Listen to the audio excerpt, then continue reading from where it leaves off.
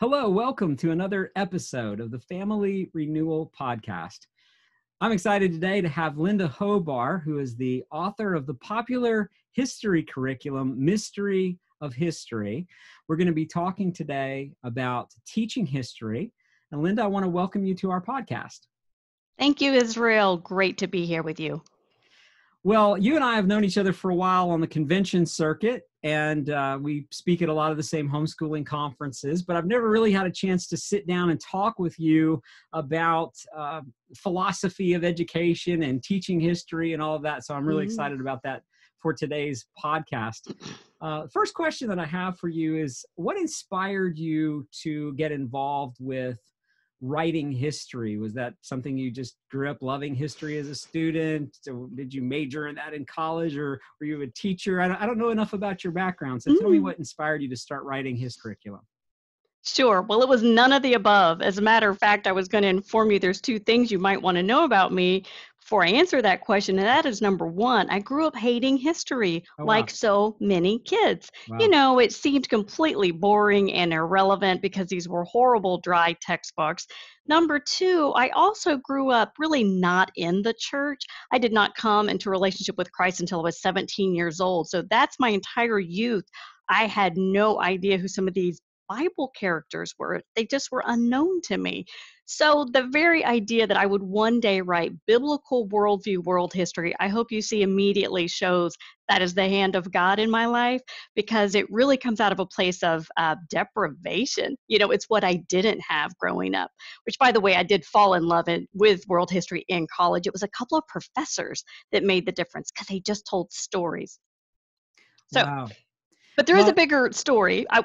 If I could finish that, I will tell you the bigger story is this, that when I was in my 40s, there was a time and place I very specifically began to pray for about a year that the Lord would just channel me, streamline me into something, because I had a wide variety of interests. I'm kind of a high energy person with or without caffeine. And I wanted there to be something more lasting. I wanted a legacy in my life. So I really did put it to prayer. So I share that with others that they might do the same, and also be careful what you pray for, because there came a day with a year of praying, there came a day I was in my kitchen chopping up vegetables when I really feel as if the Lord whispered to me the mystery of history. And I'm telling you, Israel, I knew immediately what it was.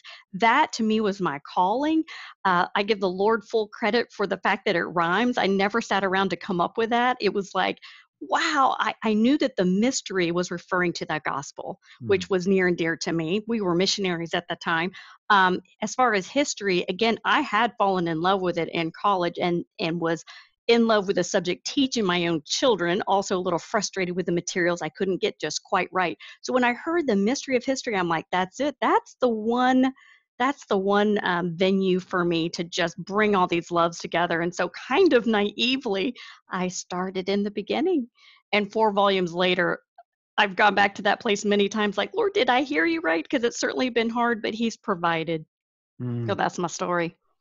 Well, I think that's one of the things that people like about your curriculum. You mentioned that you had some professors who use stories, and I think that's one of the things that people enjoy very much about your curriculum, is that it reads well as an interesting narrative, as opposed to a lot of textbooks are sort of a jumble of bits and pieces.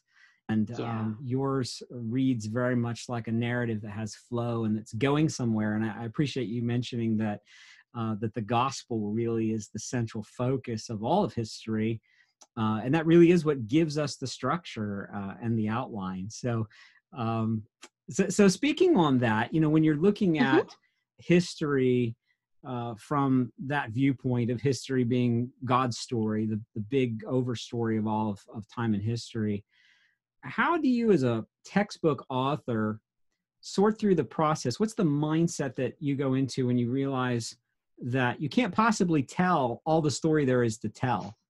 And I think it may have been John in the Gospels who says that we couldn't have possibly written down everything that Jesus did or said. So you obviously have to leave some things out of the narrative. Did you have any kind of template or guideline that you used to decide you would include in the history textbooks and what you leave out? I've just often thought about, I've never written history curriculum myself, but I've thought if I did, that would be something I would really struggle with, is how do you deem what is important enough to tell in this textbook and what do you have to leave off because you just can't tell it all?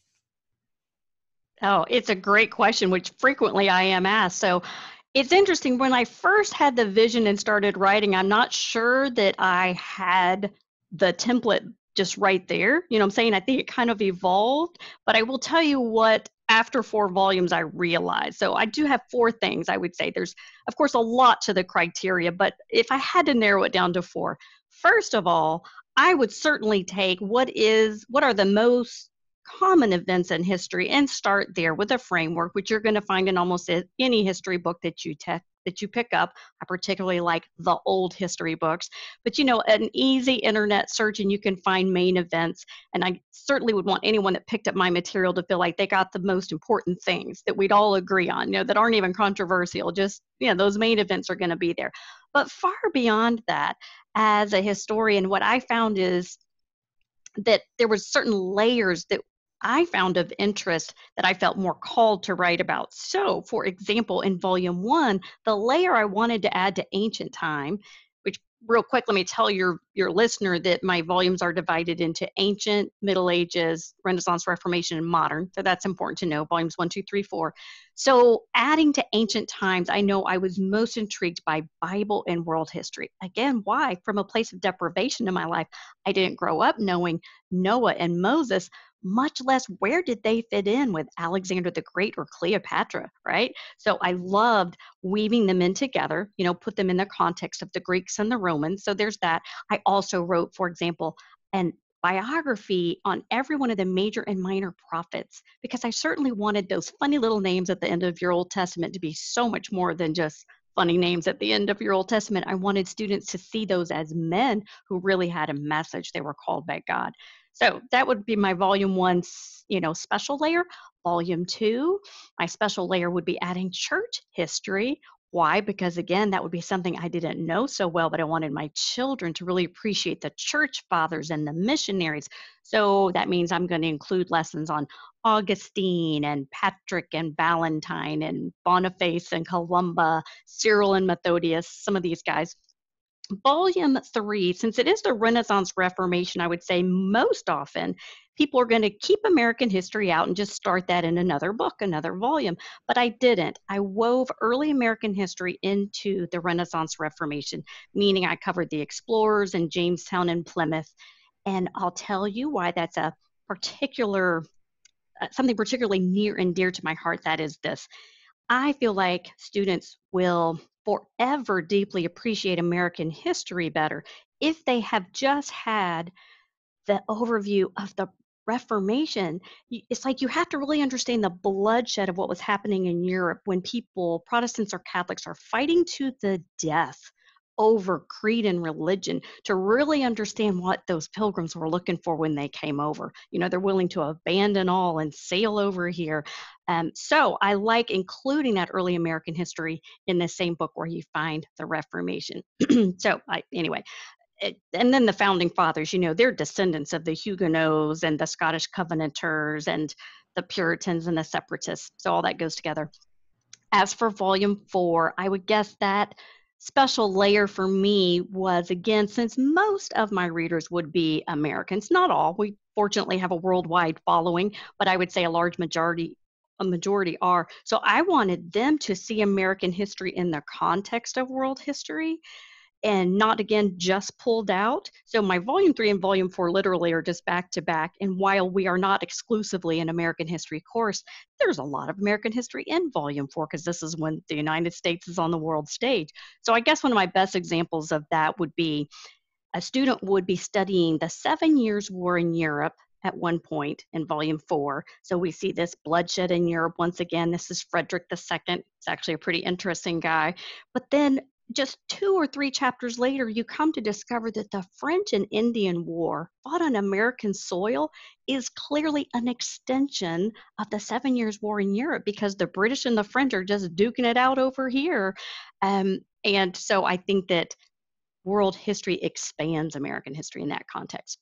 So anyway, let me get back to my outline. I was saying, you asked, what's my criteria? So first, there's just the general information. Second, there's the special layers. But third, sincerely, Israel, there was times I just prayed. I would just lay down my work sometimes, get on my hands and knees and say, Lord, what would you have me write about? Especially when it's like I'm running out of chapter space, you know? So, what are those important things? And I'm telling you, he met me at least once for every volume in a special way. For volume one, I remember sensing the Lord leading me to Fort Ancient because I lived near there at the time. I don't know if you know what Fort Ancient is, but it's an old Indian dwelling of Native Americans who were on the continent of North America as far back as the days of Hezekiah. It's like, wow, that's really cool. And we need our students to see just how long Native Americans were living here. You know, we don't think of them as being here during Bible times, but they were. In volume two, I was one day at a Bible museum and I looked on the counter and there was a book about a man named Bar Kokhba who was a false messiah. And the reason that story was important, I felt like the Lord just led me to this book because it was literally when I picked up the book, I realized it was like it fit in the week or month of exactly where I was in history. But anyway, it's interesting because he was a Jewish man who claimed to be a Messiah because he was seeking to deliver the Jews from the Romans. And, you know, that's one of the reasons some Jews didn't follow Christ was because they falsely expected him to deliver them from Roman rule when he came to deliver them spiritually, not politically. So anyway, I found that little jewel. In volume three, I stumbled on Jean Dalbray. Do you know her, Israel? Have you met No, her yet? no. She's just one of my heroes. Jean Dalbray is a little woman from Europe who was a reformer. So she was a female reformer, had a little kingdom squeezed between Spain and France. I just thought that was kind of cool. And in volume four, let's see, who was it I had in my mind? I had several, but I would say probably having the personal opportunity to meet Reverend Samuel B. Kiles. I met him here in Memphis. I live in Memphis, which is, of course, the city where Martin Luther King was assassinated. And Reverend Kiles was on the balcony with him. Wow. And for until just a few years ago, when Reverend Kiles passed away, he was the last living eyewitness to the incident. Wow. So God just gave me that extra personal connection, which is very special. So prayer was a big thing. And then I actually do have a fourth one. This is just sort of a silly one, but my fourth criteria would be this. If I started to write about something and I found myself absolutely bored with it, out it went. I just tossed it because I'm thinking, I love history and I'm an adult, but if I'm finding this hard to get through and it's boring, then maybe it's just not really going to be that relevant and grabbing my reader too. So I tossed it. I have an example, but I don't know if I should share it with you. I don't want to scare off my readers, but you want to hear an example of one? Yes, please. Okay, one of them was I fully thought I should include the building of the Panama Canal. Mm-hmm. Well, yes, it's very important. If you start looking at the details, there's not really a very juicy storyline there. It is truly an event, not so much about a particular person. And so I gravitated away and I thought they'll probably get that in American history. So I'll leave it I'll just there. throw Anyway. this in randomly. This is my ADD because I can. I read a book on Roosevelt and the Panama Canal and all that. Oh, And I learned with the. that's what I picked as an example. And Yeah. you wrote a book on that? Well, here's the thing I remember. Here's the bit that I remember. Because obviously the long book, lots of details, lots of numbers, lots of facts, whatever. But here's the thing that I came away with that I still remember was lots of people dying of malaria because of mosquito bites. And they sent this scientist researcher guy down there that everybody thought was totally wacky. And he had a theory that it really wasn't all the swamps and the larger general area that was causing malaria. It was mosquito larvae that was within an acre of the house in which you lived. And so he just told everybody, clean out your gutters, look for buckets, dump everything, make sure there's no standing water within an acre of your house. And when he did that, malaria went way, way down. See, you should have written the chapter. That one missed it. That is interesting. And I might have kept it if I had dug a little deeper. So, we historians don't get it all right. But at the end of the day, you do have to cut something. Yes, you do. And so one of my criteria would be if I didn't find a profile particularly of an individual, then sometimes that would be the reason. Yeah, mosquito larva is probably not one of the most epic and most seismic shifts in human history, but it came in handy the reason I bring it up. I had a discussion about it with my kids the other night. We live in Michigan, and I was like, you know what? I see buckets of water in our yard. Ah, go take care So, of that.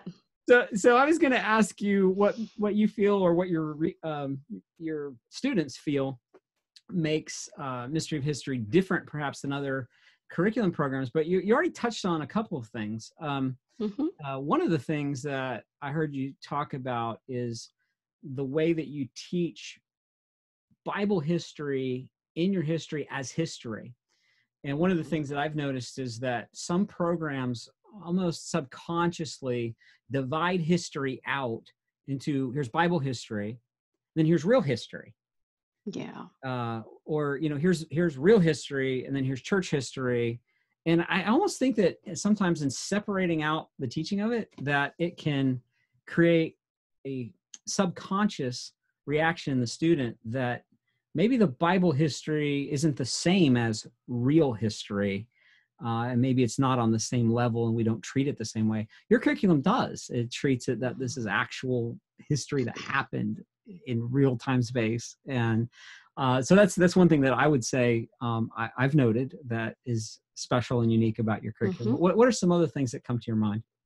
Sure. And just circling back to what you just said, that is a pet peeve of mine, that we so often separate it. We treat them like two separate subjects instead of putting it all on the same timeline. It is the experience most people would have, because, you have Bible history in Sunday school, and then, Right. oh, here's world history over in a world history, classroom or something. Real It's a history. matter of fact, I wrote an entire workshop on it, so I just have to put a plug here, but I've written a workshop called When Bible History and World History Meet Face to Nice. Face. Nice. Because when we bring them together, it really does, in my opinion, just it just adds to the validity of the Bible, which is the best history book that's ever been written. But to see the names of some of like the Assyrian kings that are both in world history and in our Bible, it's kind of like, oh, anything that'll help strengthen our faith. But anyway, getting back to, I guess, just what some of my features are, what others would say about the curriculum, let me say first, I think it's important to distinguish with maybe any curriculum that it's really twofold. So picture with me that there's content over here, Mhm. and then there's format over here. And you could have the best of one, but not such a good one of the other, and it's going to sit, or vice versa. So you may have great quality content, but just not a user friendly piece. It's going to sit on the shelf. Or say it's really beautifully designed, the content isn't quite up to par. It's going to sit too. So I guess I'd want your listeners to know that when this whole thing unfolded, which again was a calling, I mean, I really prayed to offer both to my user. I really, from the bottom of my heart, tried to give the best content I could. I mean, I have cried and prayed over the lessons, and because I feel them. I'm a feeler, like, to a fault. But then at the same time, I was also a homeschool mom with 3 real kids who needed to get through a school day and a school year. And so I tried to make it as user friendly as possible for gals like me who, I'm a Mary, not a Martha. That meant it was hard to stay on top of things. So I tried to make it user friendly. Therefore, if I could divide those two, I'll tell you what others most say first about the content. And I think the first thing people will comment to me is that they do enjoy my writing style because I took a conversational approach. I write like I talk. I sometimes whisper in parentheses, but I was just trying to be real and personal. Mhm. You know, we, we get enough texty stuff in our lives. So I just stepped as far away as I could from the encyclopedia approach. Second, I do think it is the biblical worldview that I bring to the table. A lot of families are hungry for that. They really do appreciate seeing that. Because certainly in our world that's very lost, to continue to find the thread of God's sovereignty, I mean, we want to see that. We need to see that. It strengthens our faith. And then I would say another thing that I feel like is a strength, and let's go back to those 4 volumes, is Israel. I'm not sure what kind of history you grew up on, but what I do now and what used to be, you almost have to do a paradigm shift to even arrive at it being a good thing. And here's what I mean. Back in the old days, a history book that you might have in elementary, and then another you might have in middle school, and another you might have in high school, those history books typically put the entire history of the world into one textbook. right? And so what you wound up with is a very boring textbook because there's no room for the stories that make history interesting. That's how you kill a history book, is stuffing too much in it. So my program, like some others that are out there, I took an entire volume to write about ancient times so that there's room for the story of Cleopatra meeting Julius Caesar wrapped up in a bed sack, instead of just saying she's one of the Ptolemies, which that is what most textbooks say. Most textbooks, I do this just for fun, Israel. Like if I'm at a garage sale and I find an old history book, I go to the index and I look up Cleopatra, and a paragraph maybe is all you're going to get. And it's like, oh goodness, we need pages on this woman. Not that she's a role model, by the way. But anyway, she's fascinating. So anyway, back to the paradigm shift is, if I think history is better presented, and I think one reason people like my program is because there are 4 volumes that are in chronological order. And by stringing it out like that, it's better. That, and you can recycle them. You can hit them 1, 2, maybe 3 times through. So there's that. But if I may turn to format, which again, I tried really hard to make it as user-friendly as possible. And keep in mind, I had 3 kids who, by the way, were the ages of the trivium when I wrote. I had a younger student, a middle student, and an older student. So looking at what my own children needed, one of the strengths of our program is that it is designed for the whole family to use together. So Lord willing, you pull in everybody. You've got a 4-year-old, you might have a high schooler, you may have grandma visiting, but all ages can learn from history at the same time. Let's take the Trojan War, for example. The littlest one may not get the bigger picture of it, but they're not going to forget about that horse, right? Or whatever, and they can learn from the French Revolution. There's something for everyone in history. But after every lesson, there are activities I provide to take their enrichment activities designed to take students further if there's time. And the little ones get to have all the fun, do the hands-on stuff. But again, they're learning with their senses. You're building memories. Then the next kid who's in the logic stage starts to put some together. And then the older student is far more on the rhetoric level, where he's learning to define his own worldview and find a voice of reason and, in a biblical worldview. So there are these activities. So families seem to love that because it's really a sofa subject. There are some subjects that are building block subjects where you really can't have a 2nd grader and an 8th grader on the same math program. Okay, you really can't, because those are skill-based subjects that really need some stepping stones. But life sciences, nature studies, Bible, world history, those are those sofa subjects where you can pull everybody together. Doesn't mean they're not squabbling sometimes, but then you have the opportunity to work on family dynamics and relationships. So anyway, I'm losing track. Let's see. Other things people would say they like about my format is that I give your families weeks to run on instead of days. You see, days are a little confining, and days aren't always realistic, but I do give you a week's worth of curriculum at a time so that you have about 3 to 4 days worth of work you can spread out over 5. So I think that that's a strength, so there's some freedom. And the last thing I would say is that I like to look at the mystery of history as a buffet style approach to history.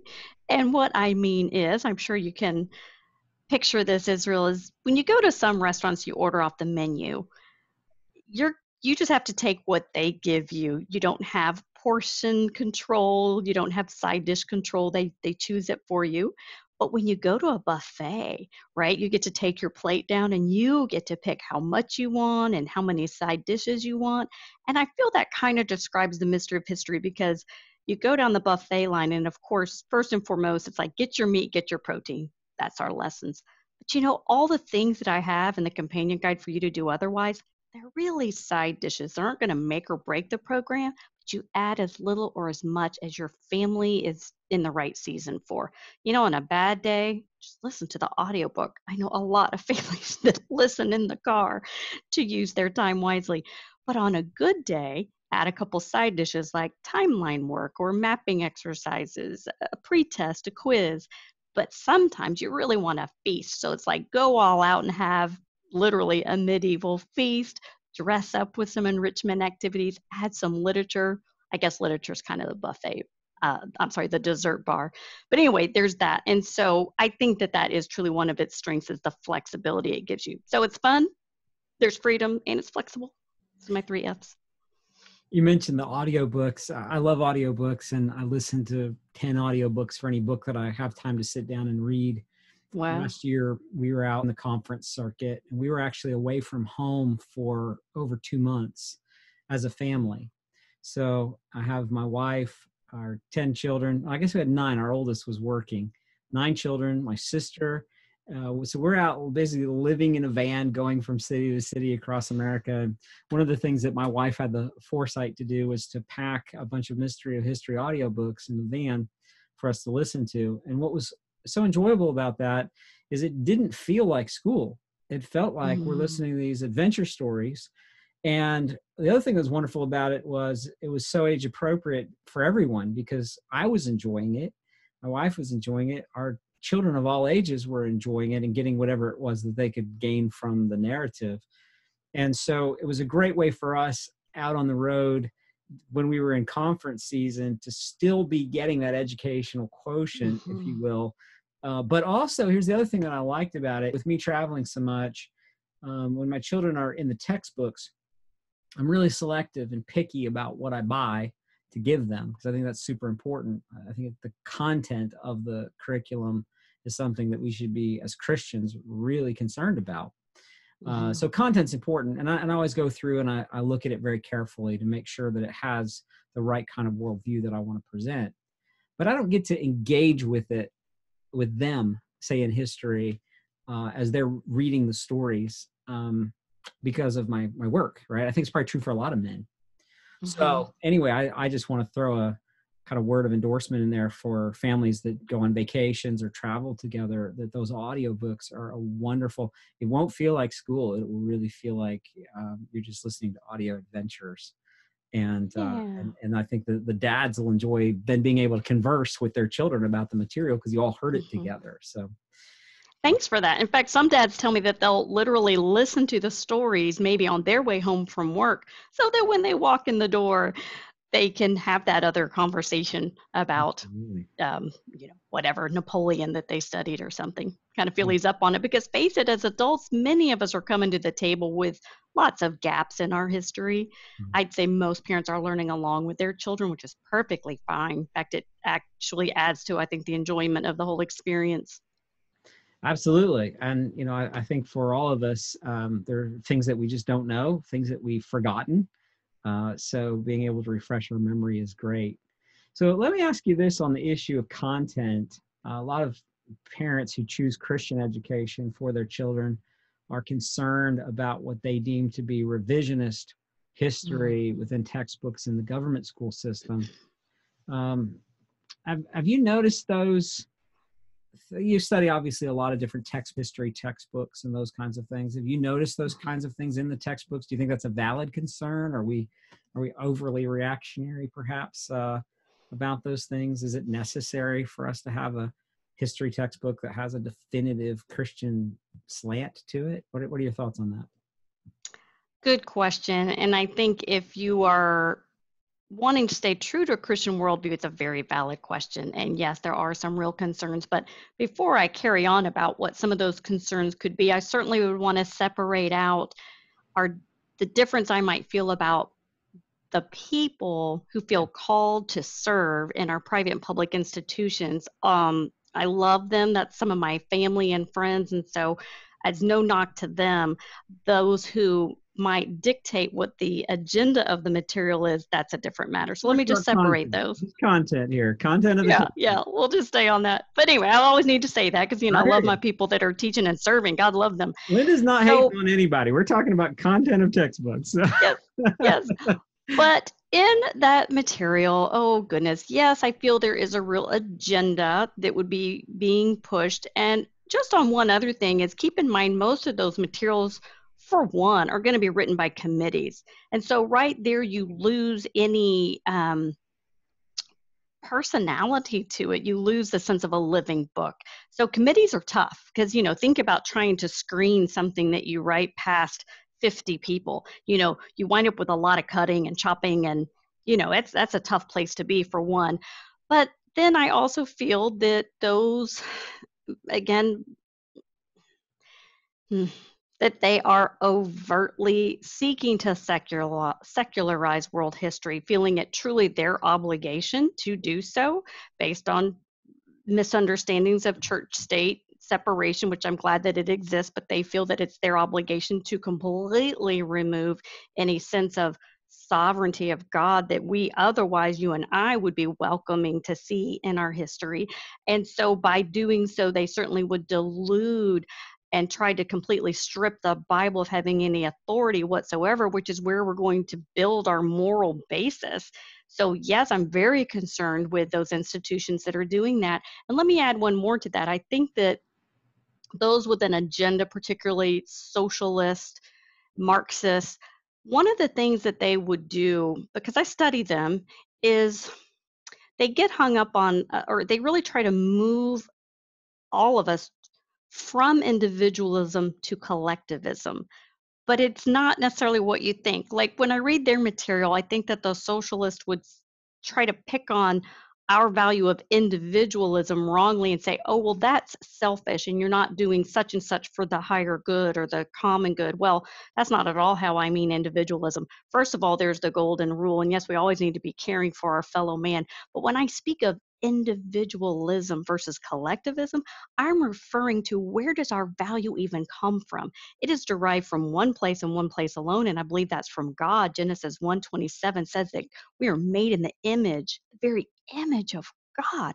That is what separates us from the plants and the animals, and it's being made in the image of God, which is what gives value to every shade, ethnicity, shape, size, those of disability. There is value in being God's creation. So, but when you take the collective approach, which is what we see in communism and socialism, it devalues individualism and it says, oh no, for the greater good, blah, blah, blah. As a matter of fact, it's really implementing a survival of the fittest mentality. It's Darwinism. It's that, oh, well, since the strong ought to rule the weak, let's just speed up Darwinism and survival of the fittest. Let's just eliminate the weak, the individual. And that is then when a dictator feels he has the right to commit genocide. Look at the Holocaust. What was that? That was a speed up of Darwinism in their minds. They thought they were doing the world a favor to eliminate the ones they deemed weak. So anyway, one of my issues clearly is that, and you will see that, I'm afraid, in government-sponsored materials, you're going to see so much collectivism at the expense of individualism. But as Christians, I want to just perk your listeners' ears to that so that they'll recognize it. And again, go back to Genesis, go back to where our value comes from, that we might fight for, just the right to live. I mean, euthanasia, abortion, that's still falling into collectivism. So anyway, that's my rant. As a matter of fact, this will tie into a gift that I have for your readers. So have them, not readers, listeners, so have them stay put, because I do have a workshop on the dark side of socialism that I'd like to give them as a gift.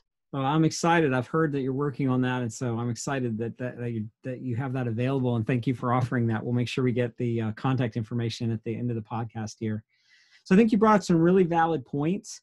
I think critics on the other side would say, okay, you're accusing institutional textbook companies of, creating a textbook that is promoting a particular worldview or agenda. But aren't Christians just doing that in a different way? Aren't you creating a revisionist textbook where, all the founding fathers of America are Christians, where America never makes any mistakes, where Christianity is always painted in a positive light, and we never talk about some of the terrible things that have been done in the name of religion or so forth?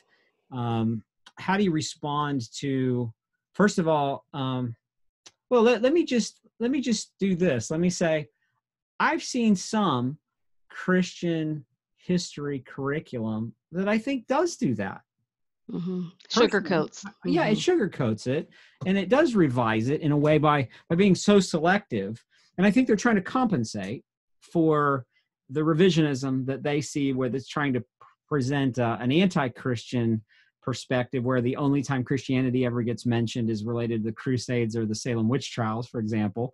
They're trying to compensate for that and say, oh, but look at all the positive contributions of Christianity and look at all the wonderful things that Mm-hmm. America does. And so they have a very pro-Christian, pro-American perspective that they sort of promote to the exclusion of the bad thing. So how do Right. you It's an address? overreach. Mm-hmm. Yeah, they overreach, right? Or just, swinging the pendulum back too far the other way.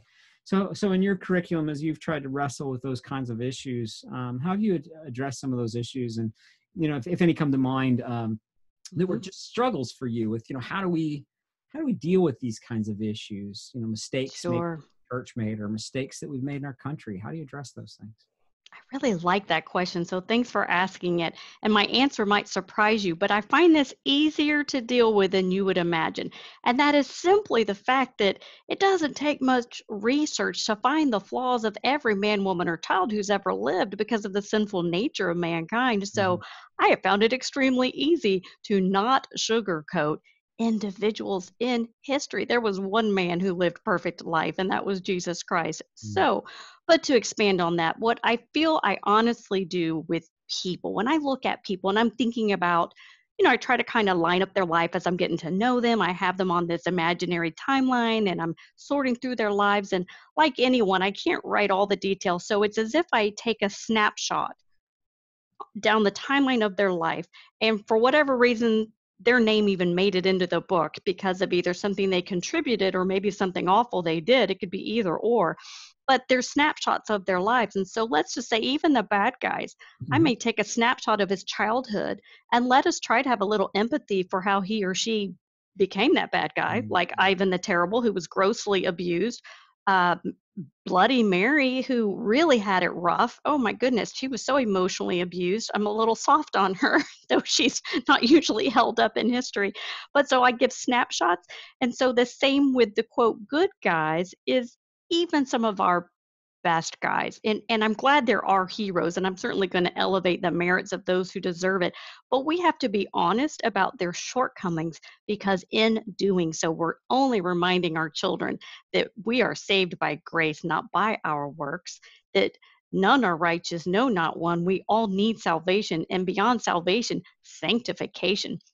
So clearly, when I'll put out some names and you'll know all these, but when we look at King David in the Old Testament, well, here's just great King David, but we all know he did commit adultery with Bathsheba, so let's not leave that out because we have these beautiful outpourings in the Psalms of what repentance looks like. Let's see, another one would be the fact that Jonathan Edwards, part of the Great Awakening, but struggled as a slave owner, wasn't sure what to do with that. Mother Teresa even struggled with her faith at times and admitted that. Nelson Mandela, an incredible hero, but yet would turn around and be pro abortion, which would be very offensive to those who are pro life, including myself. Even Dr. King, who I greatly admire, struggled with fidelity. That was not a secret. So, yes, we can have heroes and we can have some role models, but we've got to see them for who they are, which is men, women, only redeemed by the grace of God. So, actually, that is kind of an interesting part of what I do. I think is finding those snapshots and giving them, the right amount of attention.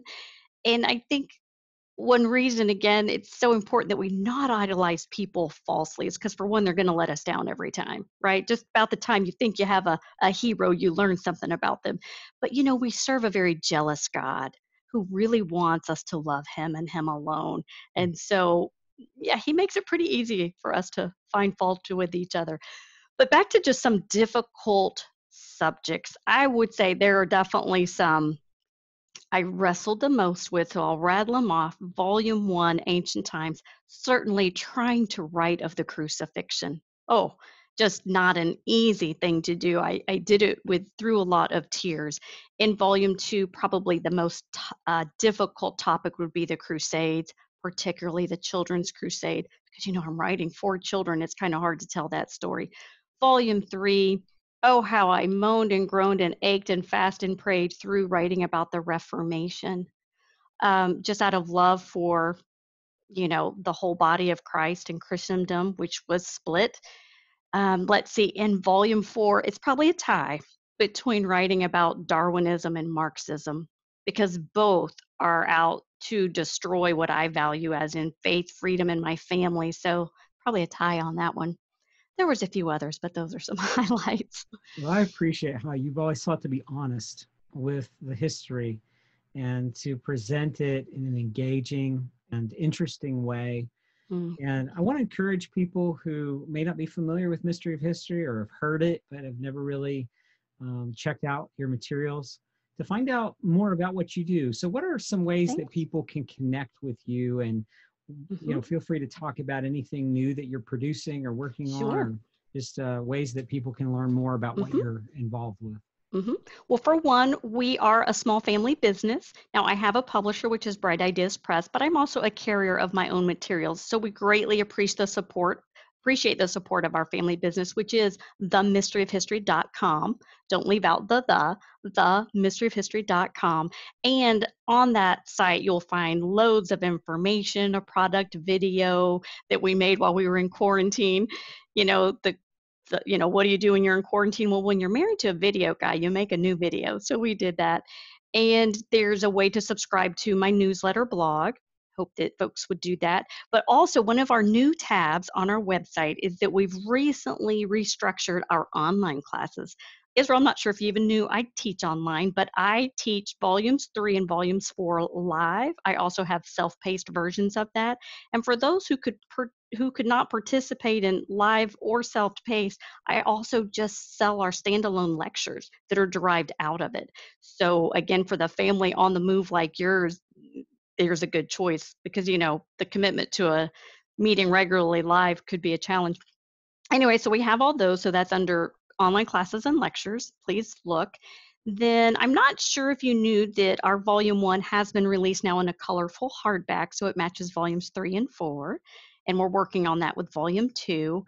And then last, just as a result again of the pandemic and the fact that you and I can't be at these conventions, which I miss and I love because I like to get my arms around folks and hug, meet their kids. It's wonderful being out there. But since we have not been able to, I brought a lot more of my workshops into video and audio format.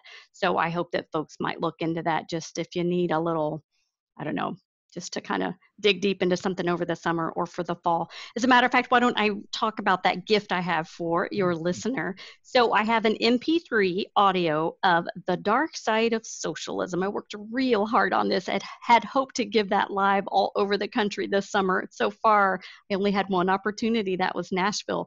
That was before everything got shut down. There still may be a couple of opportunities, but if you'll go to my website, themysteryofhistory.com, go to my workshop store, look for The Dark Side of Socialism, drop it in your cart, and if they'll add the code Israel without a capital I, just all lowercase, your name, then they can get that for free. And it's just an hour-long presentation that I was actually able to give in Nashville. The expiration date would be July 31st, so they don't want to wait too terribly long. Excellent. Well, thank you so much for that. And for those that don't know how to spell my name correctly, it's ISRAEL, AEL, not EAL, ISRAEL. And what about social media? Can people connect with you on social media? Yes, I am a little too active on Facebook right now, but that's because I'm at my desk all day long. So find me at The Mystery of History. I also have an active Pinterest. I also have Instagram, though I'm not so good on it. I just don't carry a phone around much. So I lag a little bit there, but Facebook's probably a good place to connect with me.